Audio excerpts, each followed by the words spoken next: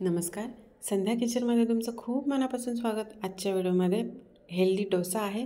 त्याच्यासाठी 1 वाटी गहू घ्यायचे आहेत। 1 वाटी गव्हाला बरोबर 2 चमचे आपण ज्वारी घ्यायची आहे। रेग्युलर जे आपण पोहे खायला चमचे वापरतो ते चमचे ज्वारी घ्यायचे आणि 4 चमचे नाचणी घ्यायची आहे।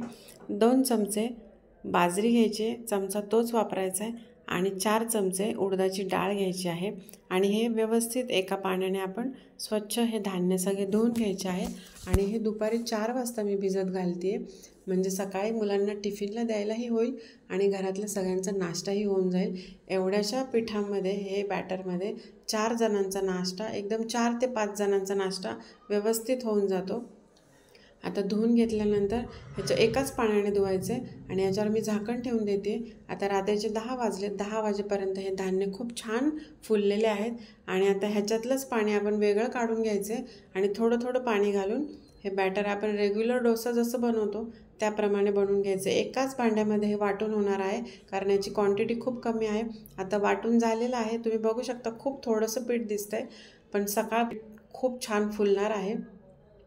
आणि आता मी याच्यावर झाकण ठेवते आहे आणि झाकण ठेवल्यानंतर सकाळपर्यंत, आता बघू शकता सकाळ झालेली आहे। सकाळी मी 9 वाजता हे खोललेलं आहे आणि खूप सुंदर पीठ झालेलं आहे। हे खूप छान आंबलेलं आहे।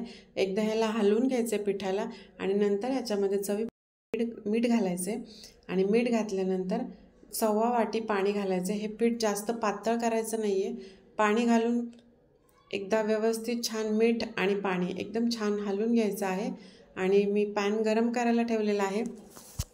डोसा खूप छान होतो याचा, पंचम डोसा असं मी ह्या डोशाला नाव दिलेलं आहे। 5 प्रकारचे धान्य मुलांच्या पोटात एकाच वेळेस जाणार आहे। असं करायला गेलं तर कोणी मुलं खात नाहीत। मुलांसाठी आणि घरातल्या सगळ्यांच्या आरोग्याची काळजी आपणच घ्यायची आहे, म्हणून असं काहीतरी मुलांना खायला दिलं पाहिजे। आणि थोडं थोडं पीठ घालून छान बारीक गॅसवर डोसे बनवून घ्यायचे आणि याच्यावर आता आणखी हेल्दी करण्यासाठी थंडी आहे म्हणून याच्यावर पांढरे तीळ घालायचे आहेत, म्हणजे अजून मुलांना कॅल्शियम पण या डोस्यामधनं मिळणार आहे।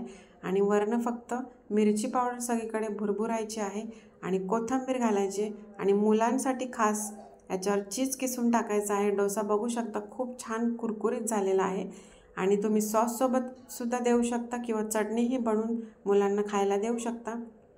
तुम्ही पण घरी नक्की ट्राय करा। लाईक, शेअर, सबस्क्राईब करायला विसरू नका।